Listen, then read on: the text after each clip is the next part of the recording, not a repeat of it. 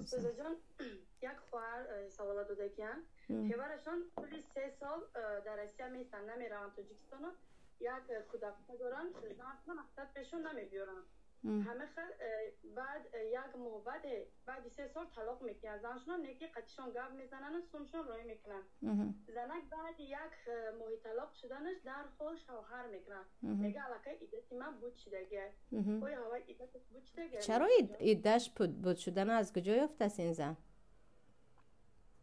نمیدونم اما خالی ایده بعد از طلاق ایده 3 حیض است قارم شوهرت رو 100 سال ندیده باشی امروزه که طلاق گرفتی تو 3 ماه ایده انتظار میشوی نکاحش باطل است باید طلاق بگیرد از حضور شوهرش از نو ایده انتظار شود بعد از خواست باز از نو نکاح باز یک ایده دیگر انتظار شود 6 ماه دیگر 3 ماه دیگر ببخشید بعد از این میتواند برگردد نکاحش صحیح نیست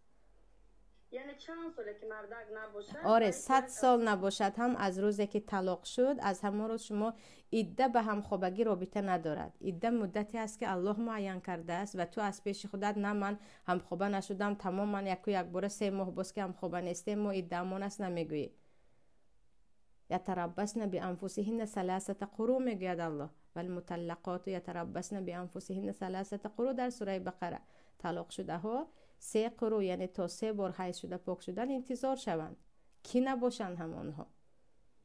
نکاحش درست نیست کسی که با همین فکر و یک